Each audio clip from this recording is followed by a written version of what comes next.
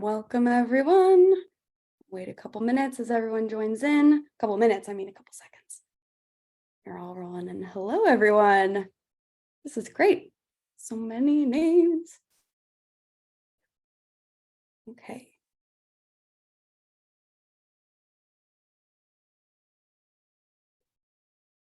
All right. We are also streaming to Facebook. So to anyone who's on Facebook, hello there. Welcome.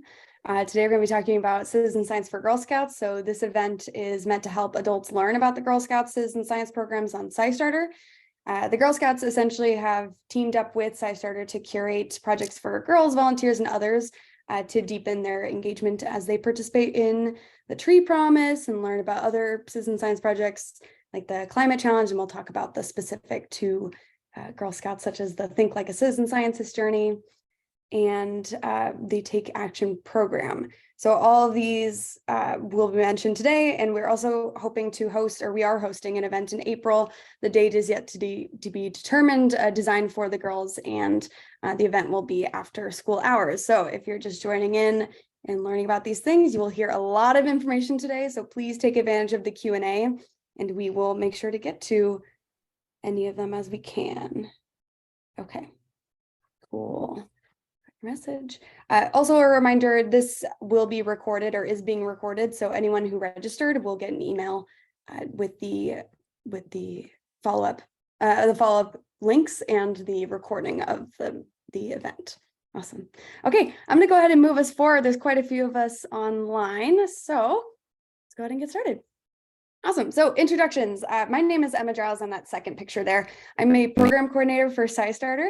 I'm also an ASU, Arizona State University graduate student, and I will be leading, or I usually lead the hosting for most of these events.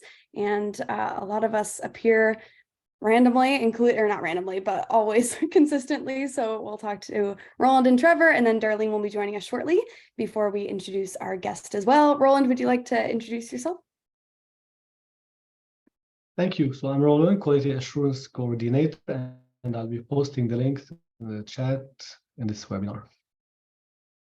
Excellent. Trevor, go for it. Hi, everyone. I'm Trevor. I'm the Content and Program Coordinator here at SciStarter. I'll be in chat interacting with you all. So if you have any questions, feel free to send me a message on there. Thanks. Excellent. Awesome. Okay, so we will hear from Darlene soon, but until then, we'll go ahead and do this. We'll move on to the other basics. So we do have access to the chat and Q&A function. So if you have a question about any of the programs, we recommend adding it to the Q&A. And then if you have any immediate suggestions or just comments or quick little personal experiences, for example, you can drop those in the chat so we can hear it from everyone, and you can send it to everyone to hear their insight as well. So just to check that, to make sure that your chat is functioning properly, go ahead and drop a line into the chat and just say, hello, where are you from? Who are you? We'd love to hear from you. And we will watch that for a moment while we see people roll in. So we got Trevor, thank you for that, zooming in from Ohio. Awesome. Oh, yes, as a reminder, please set it to everyone so that everyone can hear from you.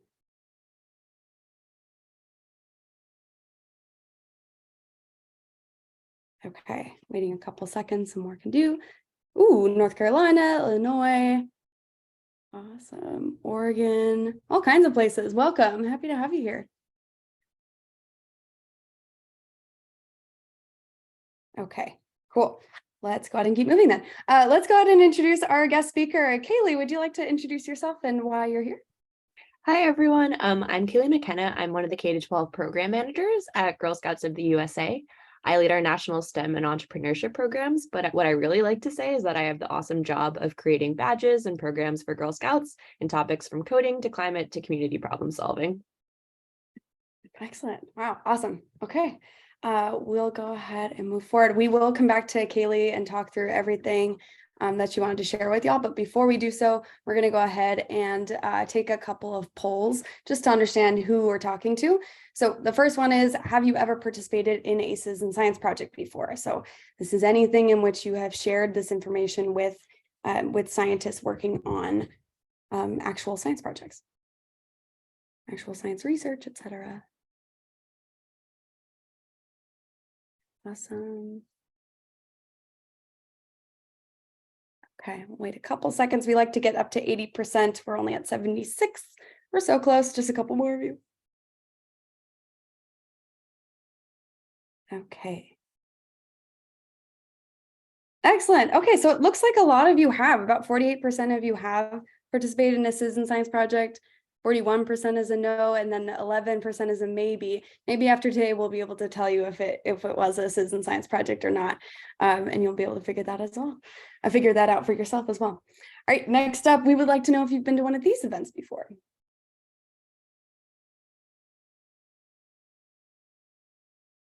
Okay, a bunch of no's. That's awesome. I'm so glad to have you here. Welcome. Ooh, and we're way past 80% already. Awesome job, everyone. Okay. Cool. Awesome. So all of you responded with no. We're super happy to have you here. We have these every week. Roland just dropped into the chat a link to the blog post. This one stays updated with our most recent events. We record all of them, so all of those are clickable links to go to the past recording. And if you ever find one that's coming up super interesting, for example, we come up with one that's, I don't know, we did one to celebrate National Squirrel Day. So you're like, whoa, squirrels are awesome. You can just be prepared to come and see us during that event, same time every week. And then you will be welcomed into the group just like today. So happy to have you here for the first time. Welcome. Awesome. Last one. This is the exciting one where you talk about yourself for a second. We want to know what type of human you are. So are we talking to aspiring citizen scientists or citizen scientists in general? Are you students? Are you a Girl Scout? Yeah. Are you a teacher, educator, troop leader, librarian, researcher, bored person on the internet? Ooh, it looks like we're targeting our audience quite well if we're all responding with troop leaders and Girl Scouts. This is awesome. Excellent. Cool. All right, we got about 73%, a couple more of you. You might be able to pick, oh, it's single choice, never mind. I was gonna say maybe more than one qualifies. Okay, we've got a singular aspiring citizen scientist. Oh, incredible. Okay, we're at 74%. We'll go ahead and drop it there though. Yeah, okay, cool. So the majority of you are troop leaders, teachers, educators, and a bunch of you are Girl Scouts, and we have at least one aspiring citizen scientist. We're so happy to have you here. Welcome. And we're gonna go ahead and keep moving so that we can get to the topics you care most about. So before we move forward, just to get us all on the same page, we're going to talk about what is citizen science. So citizen science is essentially a collaboration between everyday people and scientists. So it's a way for everyone to help scientists do research. When scientists need a lot of data, they essentially ask for the public's health maybe health data too. That actually is a part of some of them. Yeah, absolutely. So we are all curious about things in our lives. And so if we want to help by understanding the biodiversity of wild animals, we can help by counting and finding wild animals in the wildlife camera traps. We can count butterflies. You can help by mapping streams. That's actually one of the projects within the Girl Scout projects we'll talk about today, etc. So essentially, if you're a curious person, you like looking at nature in any way, shape, or form, or any form of science, even if you're not a scientist, everyone can be involved. Excellent. Okay. Any project you're a part of also needs your help and is there for a reason. So in order to find those projects, just to give you a basic understanding of who you're talking to today, this program is hosted by SciStarter. So SciStarter.org is a giant database of projects, essentially. We have a lot of other resources that we'll talk about, but one of our main resources is the idea of collecting all the different citizen science projects that you can be involved in. So if you are looking for a project on penguins, my always example, you look up penguins as the keyword and you get 13 penguin projects and you can participate in any of them. So it's pretty wonderful to have a resource like this. So the first step to become a citizen scientist, is to simply sign up on SciStarter.org to get the best resources available to you. In addition to having that database, we also have resources such as training. So if you're ever looking for ways to feel more confident in your abilities as a citizen scientist, you are more than welcome to take advantage of the trainings. We have a Foundations of Citizen Science training that's essentially the gateway point to a bunch of other trainings. So this one is all about the basics. It gives you general confidence in knowing what citizen science is and what the general ideas of what skills you need to have or what you will develop. and then it helps you by earning a personalized badge. I put mine on my LinkedIn. The Girl Scouts probably don't care about that, but maybe the parents do, etc. In addition to the foundations one, once you've done that one, you can actually access a whole ton of them. So we've got other trainings for data literacy, that's my favorite, and the community hubs for citizen science libraries as community hubs for citizen science. So this means anyone who works in a library can access this for resources specific to them. Teaching in higher education with citizen science and data ethics are the two newest ones.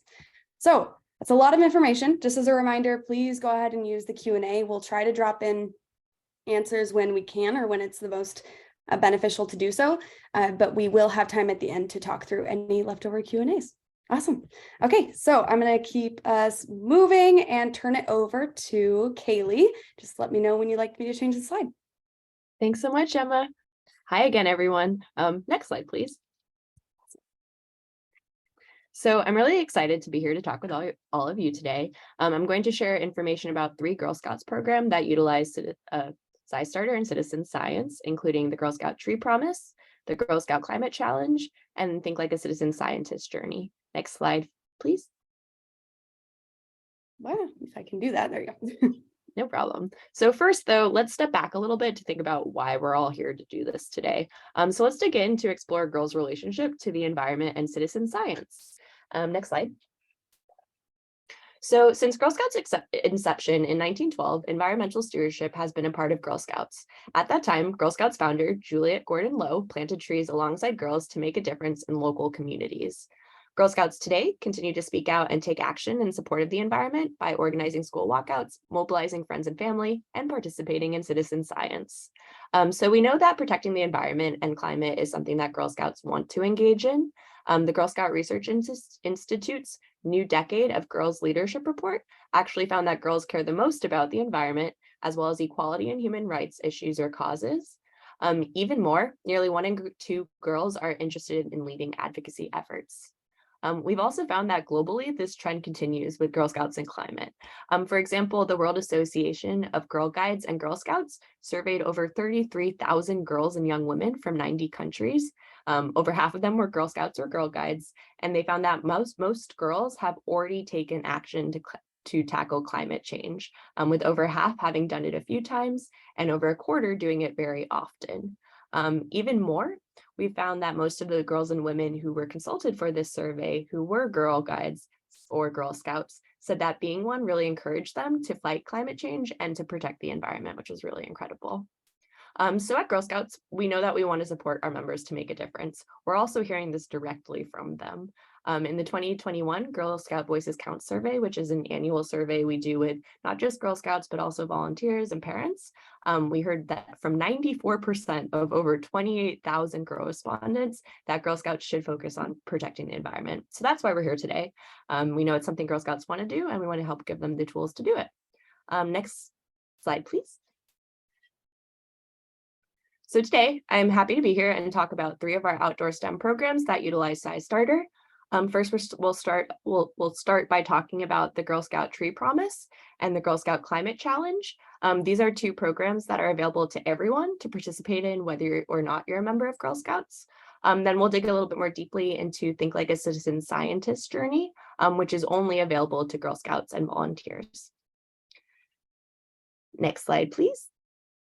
So first, let's talk about the Girl Scout Tree Promise. And again, next slide. Thank you so much. So around the world, climate change is damaging the ability of forests to grow back on their own. We know that better environmental stewardship, especially reforestation and planting trees, can be one of the solutions to species loss and climate change.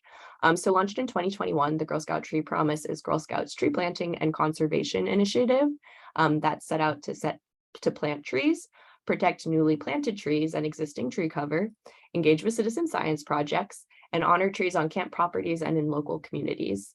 It not only asks Girl Scouts, but also friends, family, and partners of Girl Scouts to participate.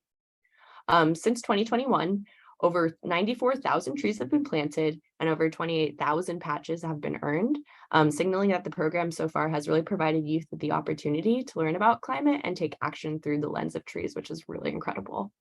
Next slide, please. So here's a little bit of like hot off the press information.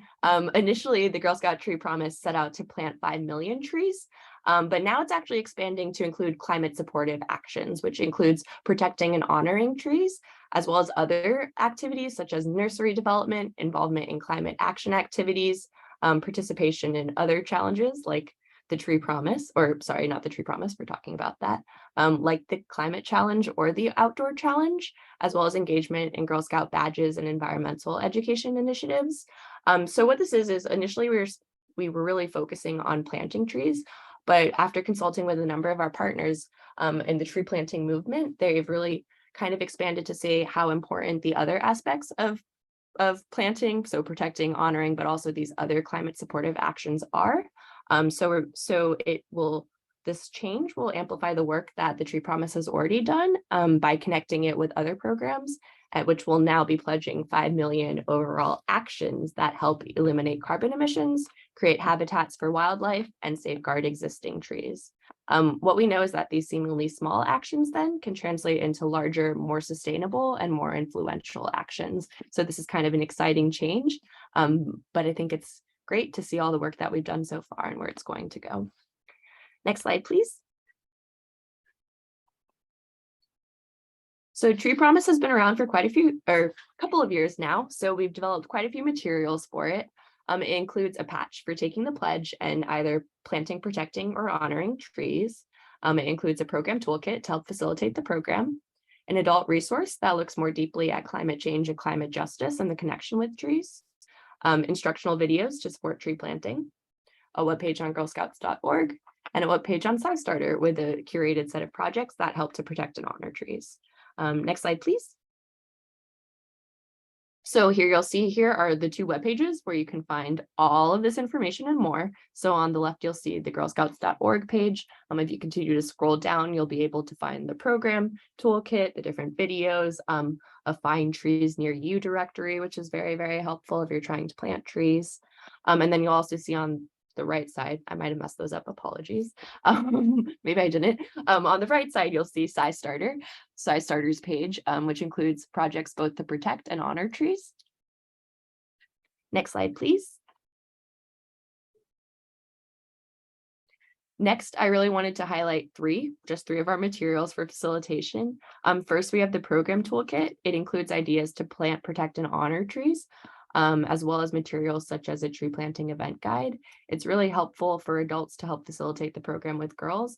It breaks down each area of the Tree Promise and has a specific set of activity recommendations, as well as kind of nuts and bolts of what it means to plant a tree and make sure that it's going to grow and that you're going to protect and honor it moving forward. Next, we have the Climate Justice and Climate Change resource for adults. It provides more information and tips for discussing the topics with youth. And then finally, we have a set of fantastic instructional videos that help support tree planting. So you'll see there's 3: tree planting and conservation, how to plant trees, and then finally, how to organize a tree planting event. So I think with this, between, for example, the hosted tree planting guide that you have in the program toolkit and the video here, you should have a lot of the resources you need to facilitate the program. Next slide, please. Lastly, once you've taken part in the Tree Promise, you can earn the patch, which can be purchased at the Girl Scout shop. So you'll see that link there. Next slide, please. All right, so we talked about the Tree Promise, but now let's talk about another program that's available both to Girl Scouts and non-Girl Scouts. So just in the past year, we created the Girl Scout Climate Challenge. At the time, it was a time-bound activity, so it was only running from around July to November, but we're really excited that it was successful enough that now it's going to be available annually. So you're able to do the Climate Challenge whenever you'd like. Next slide, please. So what is the Climate Challenge, though? It's available, but what are we doing? So the Climate Challenge engages K-12 Girl Scouts and non-Girl Scouts in activities that get them outdoors to learn about climate science, connect them with their communities to understand how they're uniquely impacted by climate change, and finally to have them spread awareness to create change within their communities. It pulls from a number of existing Girl Scout activities that connect the science of climate with other spheres of life, such as environmental advocacy and outdoor adventures. It also includes a set of climate-focused citizen science projects, which are created and available through SciStarter. You'll see that in a minute. Next slide, please.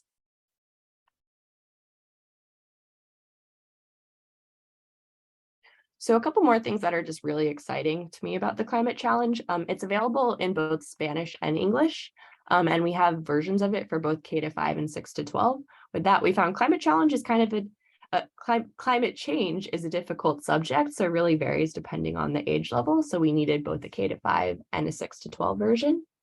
It's also divided into 3 parts. So first we have Explore Climate Science. With this, we know that scientists need data or information to understand climate change. So participants are asked to complete 4 activities that focus on observing nature, gathering data, and sharing it with scientists. For example, they might learn some of the basics, like the difference between weather and climate. They might participate in a citizen science project. They might participate in the Tree Promise to learn about the connection between trees and climate, or they might get right out there into their community in the field and learn about the local issues that are already impacting them at a place like a water facility or a local garden. Next slide, please. The second part of the challenge is connect with your community. So with this, we know that climate challenge happens everywhere, but it doesn't impact everyone in the same ways. So we're asking participants to explore how it impacts their own community. So now you've kind of learned what is climate change, but then from there, okay, but how does it impact me and the world around me? So they're challenged to complete 4 activities that find out what others in their communities care about, what's impacting them, and then also, how does their community want to make a difference? How does this person want to make a difference? So for example, this is really looking again at the differentiations between communities. So they might explore climate justice and how it impacts different groups in different ways. They might plant a tree with Tree Promise, so getting one step closer to their community and helping to support it in that way. They might talk to someone in their community. So it could be anyone from a climate scientist, an official, an organizer, or even just a community member. You know, how much does their local community know about climate?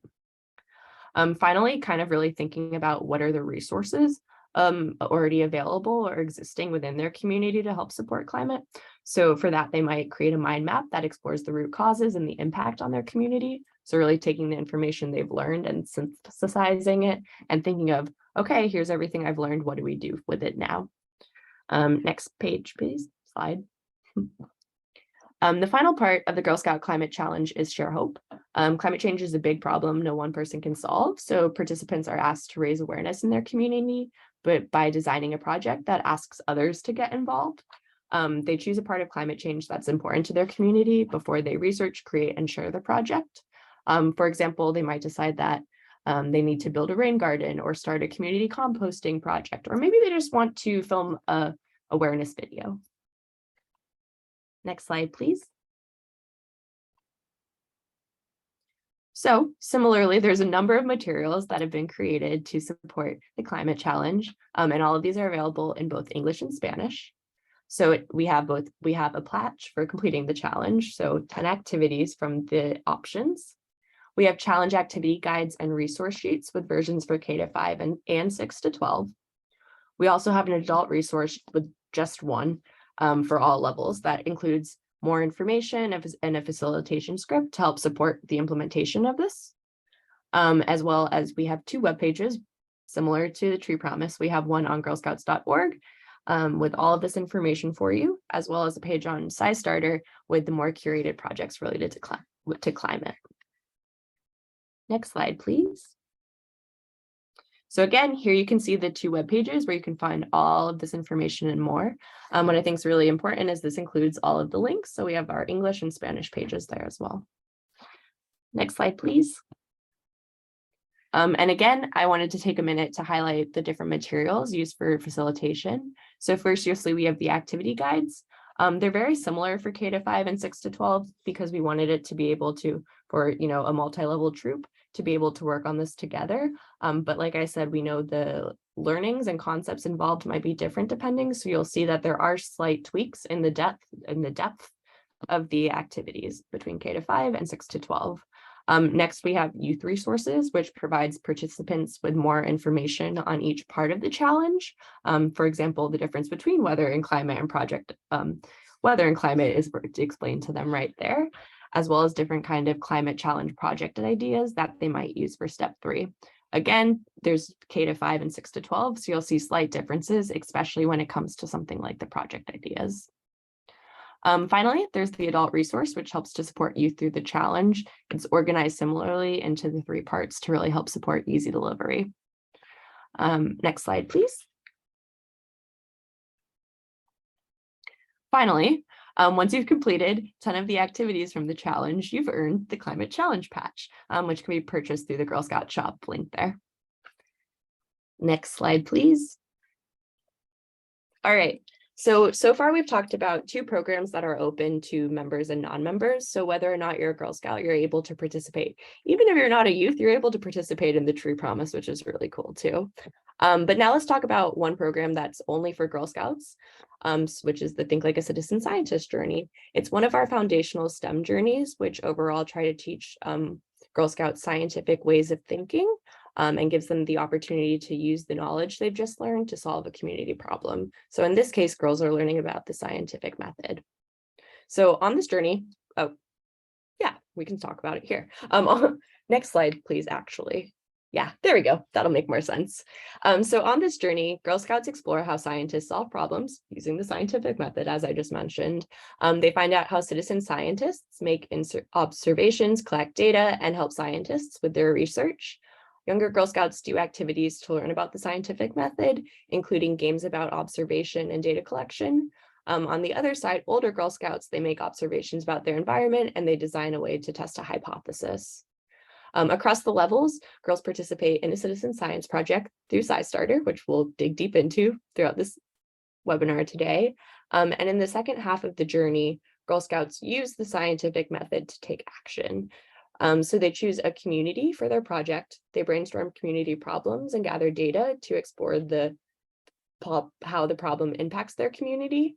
They decide on one problem to address before they then use the scientific method to help them plan, create, and present their sustainable take action project. We can talk a little bit more, I think, probably in the discussion, or if there's any questions about what is a take action project, why is it different than community service? I think that might be something exciting to explore. Also to note is that Girl Scouts who complete the journey receive 2 awards. So within one journey, we have both the Think Like a Citizen Scientist Award as well as the Take Action Award. So once you've completed the journey, you've earned both of these awards, which is really great. Next slide, please. So Think Like a Citizen Scientist is available for K to 12. We have a program for each level, as well as versions available for K to 5 multi-level troops and 6 to 12 multi-level troops. The meetings are available to volunteers via the volunteer toolkit. So you can sign on through your council's website to access them. Individual Girl Scouts who aren't a part of a troop are able to reach out to their councils for PDFs of the program. I think you'll also see my email later in this deck. Feel free to reach out to me and I can send them along as well. Importantly, once Girl Scouts complete both their citizen science and their take action project, they've earned both of these journey awards, which can then be purchased through the shop. So again, we're kind of going, there's VTK, there's SciStarter, there's the shop, but all together creating that Think Like a Citizen Scientist journey. Next slide, please. Now, through VTK, you can not only find the meetings, but you can also find meeting aids that really help to facilitate the program with Girl Scouts. In particular, I wanted to highlight, I believe there's how to use SciStarter guides on there, so definitely check those out to help support everything you've learned today. The other one I wanted to point out were our Take Action guides. We have versions for K to 5 and 6 to 12. The guide includes info about the difference between community service and take action, how the scientific method can be used to take action, as well as project ideas. Next slide, please. Finally, through VTK, volunteers can also access the link to create their own accounts within our SciStarter portal that's been created for volunteers and Girl Scouts. Within the portal, volunteers can manage their Girl Scouts participation in citizen science projects for the journey and beyond. The portal also includes a shortlisted set of projects that are great for Girl Scouts of all ages, including welcome and thank you videos from the scientists of each project. But I'm sure Emma and Darlene will have plenty more to share on this soon. And that's all I have to share today. Please reach out to you any questions, and thanks so much. Excellent. Thank you so much. That was a whole ton of information. And we actually did have Someone asked the question about the difference between community service and take action, if you want to talk briefly about that. Sure. I think sometimes the easiest way to think about it is with an example. So for us, the biggest thing is community service is something that's kind of one time and doesn't solve a problem in the long term. Take action looks at it a little bit more sustainably to try to address the root causes. So I think the easiest way to think about it is you're trying to clean up a park. You notice there's a bunch of litter. You can go and do a park cleanup for one day, but there's going to be litter again tomorrow, right? So what you might realize through researching and talking to the community members and the park rangers is that, in fact, it's not about cleaning up the park that one day and just putting it all in the trash bags and calling it. It's really about advocating to actually get a trash can so that you're helping to solve the problem of litter in the park in the first place. That's just one example, but I hope that's a little bit helpful. It was helpful to me, so hopefully, definitely. Yeah, if there are any more questions about that, or if you have a distinct example you're looking for, feel free to drop it in the Q&A and we can address it again later. There was also a question about, and I'm just not familiar with this, can Girl Scouts attend a council program and apply it toward either the citizen science or the TAP for the TLACS journey? Oh yeah, think like citizen scientist journey. My senior daughter's interested in this one, and I'll drop this in the chat, or I'll send it to you, McKenna, and the panelists in case we can get an answer to that one. So I am not sure how to answer that, Deb. I'm sorry. We'll get a answer to you as soon as we can. Sure. So from my understanding, I haven't looked directly at the program, but it looks really cool. It's an oyster reef restoration exploration. So without digging into it more, it sounds like that perfectly aligns with what they're trying to learn through this badge. Since it's a council program, they probably might have the best kind of yes or no on it. But since our journey is really run through an on-your honor system, I leave it up to you to kind of think, does this fit the learning objectives of the journey? And if so, are girls really learning about the scientific method? Are they collecting data? I think this could definitely apply. Excellent. Cool. All righty. We're good on Q&A for now, so I'm going to keep us moving. Just for fun also, we have a couple of wonderful pictures and diagrams and little resources that Girl Scouts have made in the past. So I just wanted to share with you all what has been done with these projects in the past. So we're going to look at this briefly. So if you look to the left, we have a creating awareness about stall catchers, which is a Alzheimer's research project. So there was an entire poster made for this. And then these two pictures, the first one is or the top one, I should say, is a organized stream cleanup after participating in the Project Stream Selfie. And then in the bottom one, we have a bat box being built to protect the important pollinator that bats are. So, thank you, Amanda. I agree. It's a very cute hat. Sorry to interrupt myself in that sentence. These are great pictures too. This is a SciStarter hat. You can send, I don't know if we have, actually, I don't know. I'm going to stop talking and we'll keep going and then we can go back to that later. Okay, so, and we also have a little bit more of these group pictures with after events. So we have creating safe ant repellents on the far left after participating in ant picnic. And then we have creating activities about the water cycle and importance of watch quality and planting and protecting trees. So all of these are Girl Scouts who got very, very involved, which is wonderful. Awesome. Yeah, these are examples of take action projects. Awesome. Thank you for the clarification there. And then this one, we have creating a recycling program in one of them and talking about citizen science in libraries. And then we have what is citizen science in general over here. And then a couple of projects that have involved NASA Globe Clouds have been used for some things. This is the NASA Globe Clouds one as well.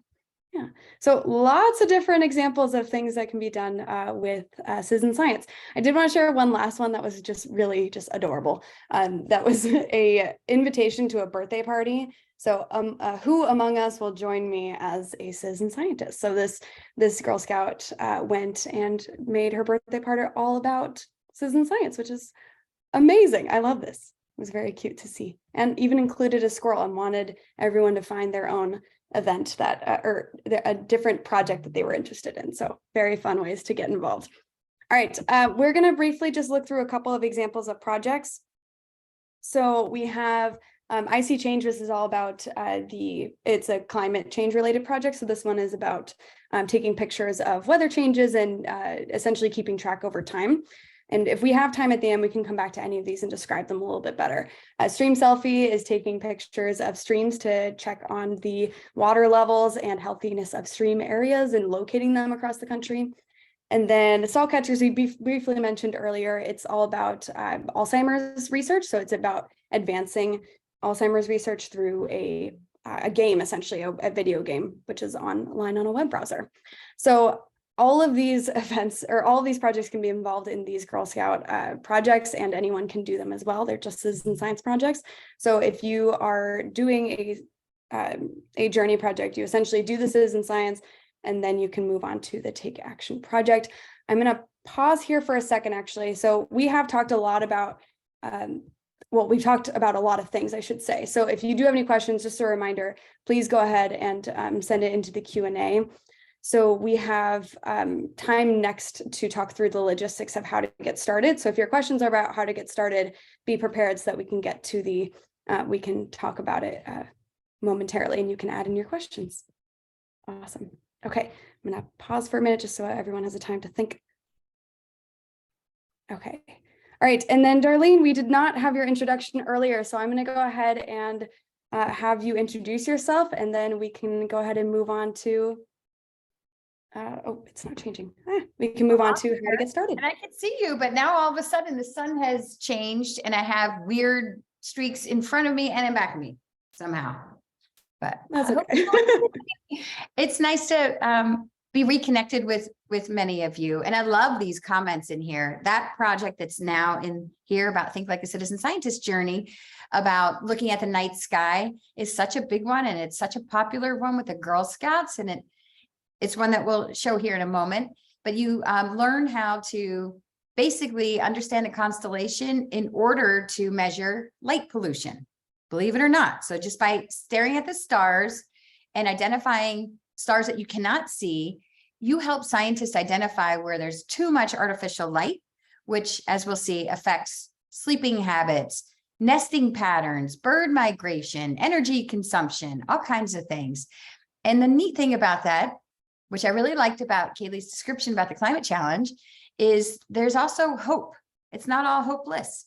There's easy ways to kind of mitigate light pollution. Number one, turn off your outdoor lights.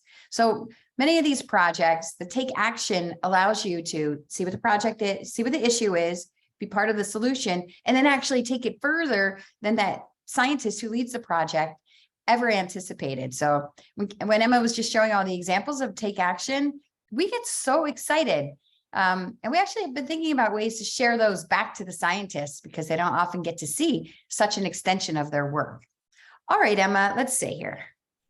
So the main two things you'll be doing on the journey, and keep those questions coming in chat. We can answer them in real time. You don't have to wait until the end, is to know where to go to. And I will tell you now, this is probably going to be confusing because the journey is on SciStarter.com. There's a whole journey over there. If you go to SciStarter.org, you'll see Girl Scouts in the top navigation bar. That's to help orient you. That's just mainly because when we first started this, we were on a different platform. So the journey itself is a contained, safe, wonderful, curated, guided experience for you, but you want to start the right link. So the link is in the bottom here. And this is where you go. And girls, you will learn to observe like a scientist and analyze like a scientist. It sounds like it's a lot of work to analyze, and it's actually not, and it's fun. So the big thing is that you've probably learned by now in this webinar, you're going to help scientists answer questions they cannot do without you.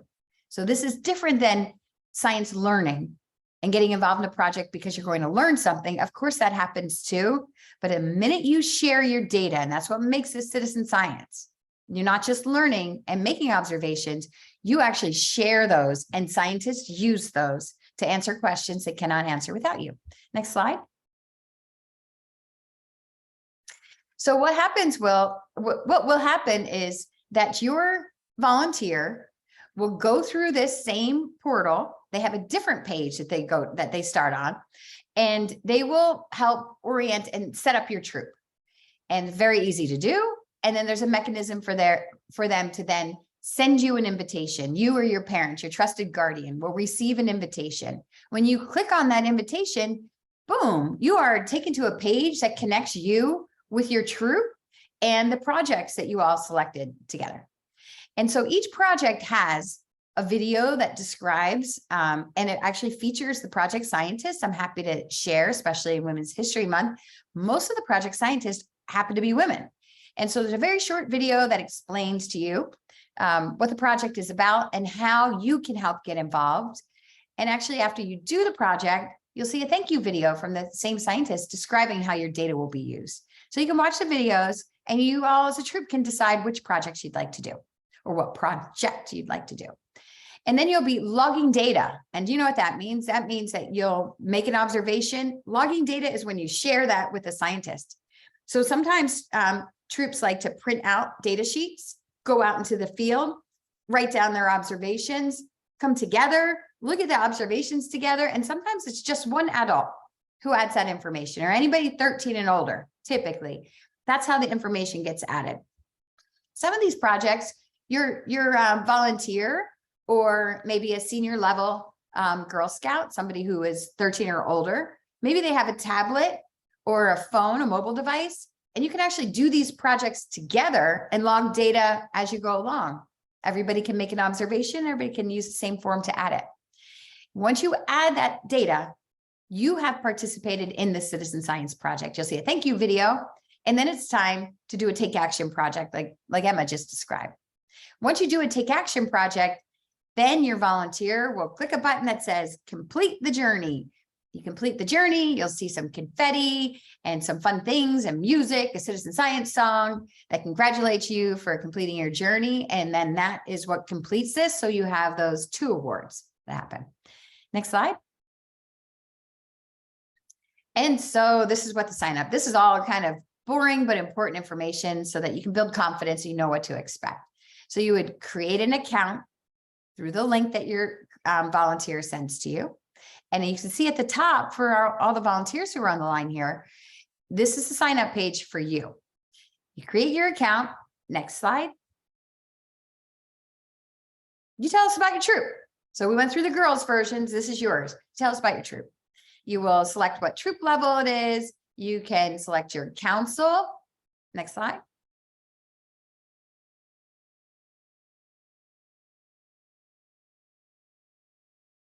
And then you and your troop get to choose the project.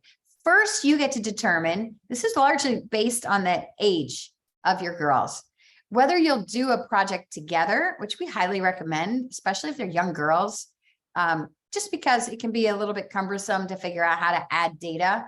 And it's always safer, of course, to have somebody 13 and older helping with these projects. So you decide whether the girls can do this individually. And as Kaylee knows, we kind of changed and modified this setup during COVID in particular because troops just couldn't get together. So there's still an option to have the girls do the projects individually. It's best for girls who are older. Next slide.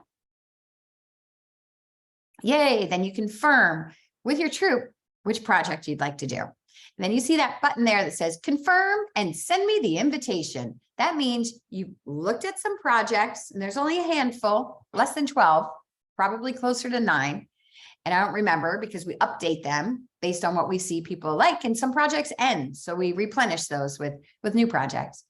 And so once you select it, you watch the video together as a team, you selected the project, then you come back and you'll see this confirm and send me the email invitation. That basically queues up all the text that you can forward or copy and paste and send to the girls or the adults and the guardians of those girls. So you would click send, confirm and send me the invitation. Next slide. Then you check your email and you get that invitation that you can copy and paste. We recommend bookmarking the page so you can always just go right back to that journey page because then you're ready to start doing the project. And be sure to invite your girls using the link. It's a special link and it's an instance of a link that connects you with your girls and that project.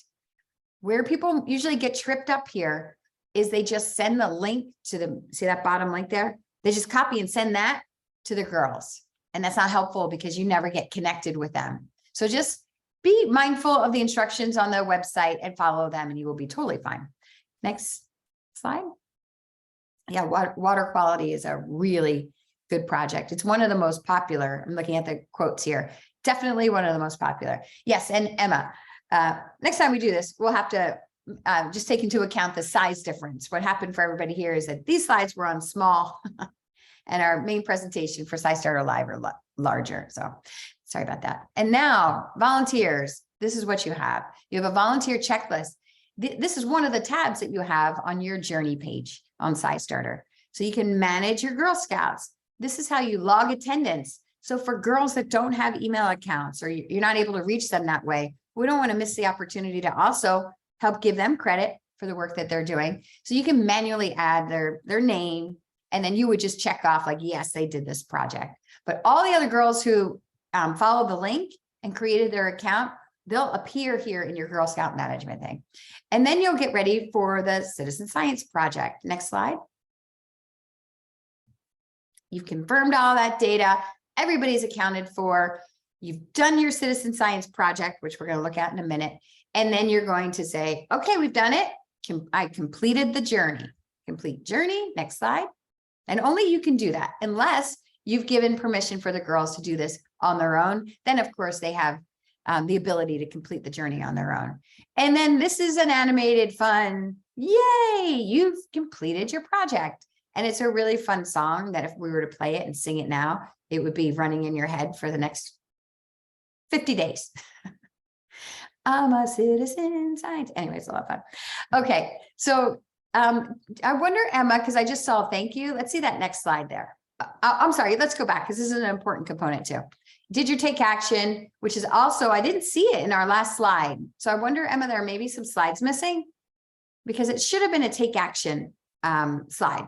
So basically you log your data to a project and then you're able to do a take action project. And the take action project, Kaylee described some of the tips for that, things like what makes it different than a community project, like what are the differences? There'll be tips and guidelines there. And then also the ability to upload a picture of your take action. That's how we have all those wonderful pictures that Emma showed earlier. That's because people upload them and they're amazing to see. So it's a very brief description and you have evidence that you did a take action project. Then you click the complete journey and all of that happens for you. But let's advance a couple of slides. I want to make sure that we have, and is that the last one, Emma? Yes, unfortunately, I did not see any about the take action slide. So if we do find them, or I after this, if they are really easy to find, I'll drop them into the follow-up email so that they'll you will all be able to see it in the PDF version of the slides. So okay, just to ask you, Emma, can you check those other slides from that other presentation? Are they not in there? Not within my current presentation setup will not allow me to unless I drop the screen share, which I can do. You want me to do that? You just talk about it. Sure. Yes, because I think there's project descriptions there too, which are really important for this project. Otherwise, you don't know what you do. Oh my gosh, this is a horrible view of me with this. That's okay. I'm so sorry for everybody tuning in. I should have checked that first, but you can see the lights behind me, but it's coming in front of me. Maybe I'll do a citizen science project about it.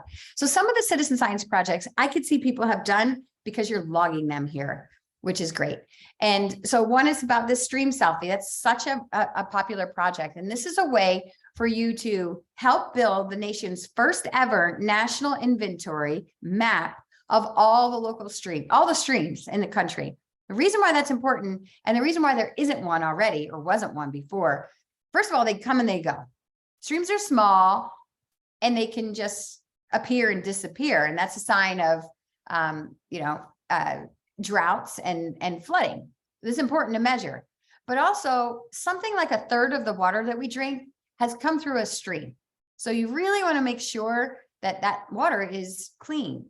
And so Stream Selfie asks you to go. It helps you actually find where you're likely to find a stream near you, but not positively. That's why they need our help. You go to a stream safely. You take a selfie. Now, so I've seen people do this with a dog. So it's a dog in the stream. Your phone picks up the location. And so you verify, you say, is this where you are? Yes. So that automatically, you don't have to know the address of that stream. It gets picked up and mapped. And then the important thing is that you answer a couple of questions and it might be about, relatively speaking, and there's a scale, not at all, a little bit, very. is there trash in that stream? The part that you're looking at, sometimes there's a lot of trash that's there. Do you happen to know if it's on public or private land? Did you feel like it was safe for you to access that stream?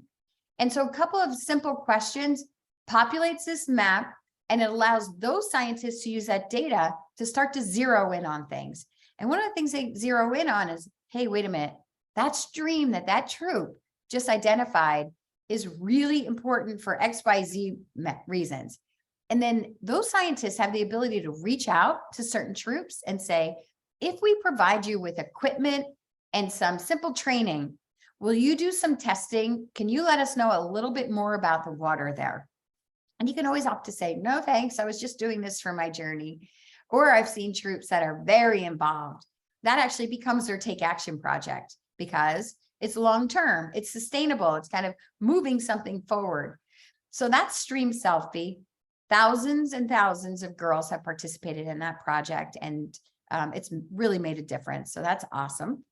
And then there's project like Globe at night, we already described, but NASA Globe Observer. So this is mostly based on an app, and it sounds very complicated because you're actually ground truthing NASA satellite data, but the process is fairly simple and it's fun.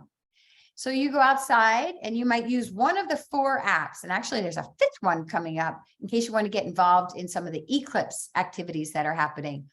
One is in October, and then another big one is happening next April. And by the way, speaking of April, it's Citizen Science Month. So it's just a perfect opportunity to get out there and do some citizen science. You'll find a ton of events. Just look at citizensciencemonth.org. More and more and more events. There will be hundreds before April 1st happens. So you might even find a local event at your library. Libraries are very active in this. They may even loan kits and special equipment for you to do some of the projects. And also if you're, thinking about ideas for your bronze or silver or gold award, going into a library and introducing other people to citizen science and talking about the work that you did is a great way to do that. So back to the point of NASA Globe Observer. So what you want to do is you go outside and you use the app, and one of the protocols, one of the projects there is simply taking pictures of the clouds above you, and you follow the instructions on your phone to help center the image of the clouds. And then you'll see just a couple of options, and you then decide, okay, is this, what type of cloud is it? Now, I didn't know much about clouds before this, and also, whoever's from SciStarter is putting links in the chat to some of the projects. If you're not able to access them in the Girl Scouts portal, that's okay to use the main one, but you might want to use the affiliate version of it just because step-by-step instructions are a little bit easier. And that's just inside talk. So you would take a picture of the cloud, you identify what type of cloud it is, and that actually helps. Now, how is that ground truthing NASA satellite data? Well, there's satellites that orbit overhead. Every 3 days or so, it's passing overhead, and it's taking pictures and it's using cameras to basically look for water. And water is energy. So this is really important information. Plus, water helps determine the health of our planet. So I did not know this before this project either. These satellites can't often see through certain clouds. And so it might be mapping the type of clouds that it's seeing from above, but you're actually asked to go and take pictures from what you can see from below, we'll call it. And so that information is literally ground truthing NASA satellite data. And there's lots of checks and balances. You're not going to provide bad data to NASA. Don't ever worry about that with the citizen science project. I don't think anybody would intentionally do that. But the truth is, even for bad actors who intentionally try to put in bad data, there's a lot of checks and balances. Typically, 10 people have to see and say the same exact thing for something to be considered credible data. So we know it's a problem. Sometimes people don't get involved in these projects because they're really worried about messing up a research project. You're not going to do that. And your help in submitting this data has so many benefits. Just do it. You will enjoy it. You'll feel good, and you'll be helping science, and you'll earn some from some of your patches too. So some of the other protocols there are to help you use a phone to measure the height of trees. So the height of trees determines in many times the health of the tree and its ability to work within our ecosystem. And so one of the protocols shows you how to identify a tree. You can even use an app to see what kind of tree you're looking at, but also use your phone to be able to tell how tall that tree is. And so that's the second protocol. So we have clouds, we have trees, and there's one to identify the type of land that you're standing on. All of these things go into factor some of these cycles that we're talking about with carbon dioxide and looking for water, things that affect the Earth's ability to hold on to and capture water and energy. So with the land identification app, you actually just determine, hey, here I am, your phone picks up your location, and then you help you select from different options. Are you standing on sand? Are you standing on rocks? And so that's all helpful too. So these are very simple protocols, instructions, that's what protocols are, that you can kind of do almost in one place without really moving your feet. And there you've helped NASA identify and ground truth satellite data. So that's a really fun one to do too. And that project has so many supplemental materials for our volunteers out there and educators and parents. There's basically no shortage of materials available with those programs. And we have something called I See Change and iNaturalist. So I both start with the letter I. I See Change is a great way to kind of document changes that are happening around you. You know, sometimes you might walk down the street, you might think to yourself, I don't remember seeing my tulips bloom so early. Maybe they did bloom early last year. I don't know, but it seems a little early to me. I See Change is a way to actually document that. And then you can look at changes over time. And you can see if other people are noticing similar things. So you would know, actually, did I see tulips bloom this early last year? Well, you can actually go back and look at your journal on I See Change, and you can look at what other people saw there. So it's a great way to document changes that are around you. And it's also kind of reassuring because sometimes you see things and it can be a little scary. Did I see that before? And it's reassuring to see, like, I have seen that for a while, and actually it's totally normal. And other times it's reassuring to know that you're not crazy. It actually is a little bit odd to see some of the things that you might be seeing. And those probably are effects of climate change happening. So documenting it is very helpful. It also helps people who help protect you, protect us, protect animals.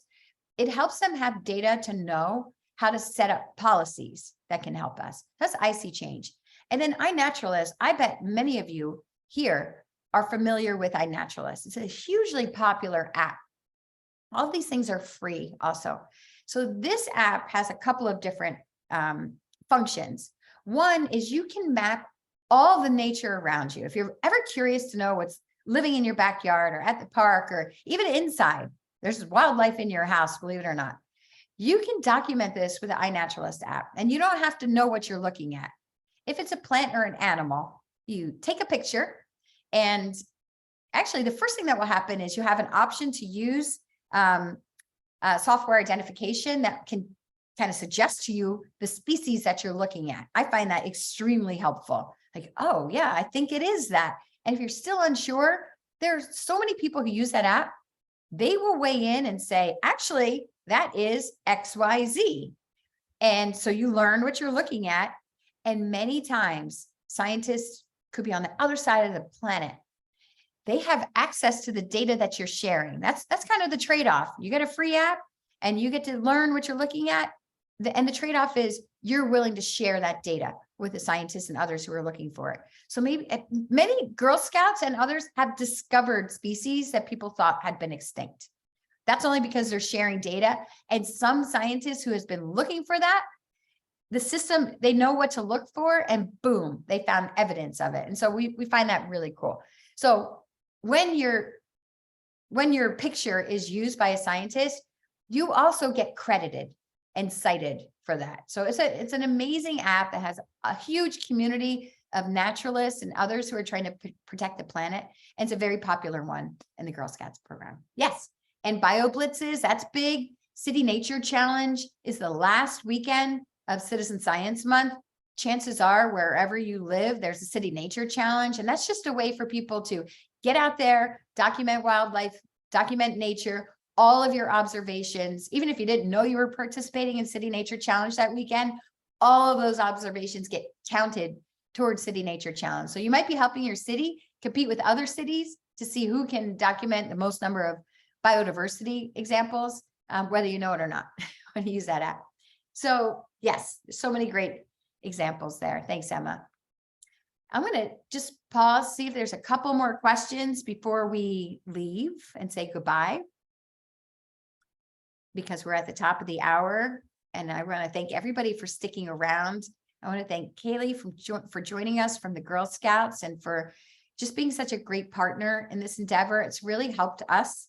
The work that the Girl Scouts do and the way that you all frame your programs has been super helpful in helping SciStarter, which is kind of the largest way that people find out about citizen science projects. It's actually helped us be better facilitators and explainers of citizen science to people. And I can tell you that when you do those take action projects, they're so important for the scientists. They're so exciting for our colleagues to see and learn about, because many projects don't ask for that, as I mentioned earlier. So thank you all for deciding to get involved in Citizen Science Project, whether it's the Tree Promise or it's the Climate Challenge or it's the journey, the Think Like a Citizen Scientist journey. Know that this whole team here and others at SciStarter are standing by, ready to help you. And we'll have another one of these sessions, a webinar, in April during Citizen Science Month. We haven't determined the time or date yet. It will likely be on a Tuesday at 2 o'clock when we all meet up. And that one will be, actually, it won't be. It will be after school hours, so that we can make sure that a lot of the girls can tune into that one. So stay tuned for that. And we will go ahead. Actually, Emma, you can close it out. Sure. I did want to just let everyone know there was one question that might be useful for more than just one. There was a question about resources for projects for younger girls. A lot of these projects you can adapt to do on pieces of paper and then submit data later. So if you're ever concerned about like data savviness for young people, there are a ton of ways to walk around that one. We have some resources depending on the project, or you can make your own. If you ever have any issue there, you can always reach out and we can help you out. And that was probably the most pressing question that I saw in there. If you do have any more questions, you are more than welcome to contact us as well. So please feel free. Or if you want to share your story, we love hearing about the successes from the Girl Scouts. So just as a regular closeout, just to let you know about the upcoming events, we have the Tracking Spring's Arrival for next week with Budburst and their project that's actually, I believe, on one of the Girl Scout challenges. And we have a Getting Ready for Citizen Science Month, where we'll have our one of our advisors, Caroline, come in to talk about Citizen Science Month, which is April. And then we'll be talking about herpetology, which is frogs and snakes and lizards, etc., and turtles. Oh yeah, turtles too. So if you are interested in herpetology or love the word herpetology like I do, you are more than welcome to join on March 28th. Moving past that, if you ever have any questions about Citizen Science Month, it's in April, or you want to plan some events or need some help with events, feel free to go to citizensciencemonth.org. There's a tab for contact, and you can actually get a list of contacts for us, including myself and Roland and Trevor. So we will be there to help you out there. And then lastly, just as a general closeout for all the resources we have available to you, there are so many that we want you to take advantage of. So please do not hesitate to ask project leaders things on their project pages, ask the community questions if you're doing a new project for or with the Girl Scouts. If you have a general question you just want to ask us, you can talk to us via info@scistarter.org.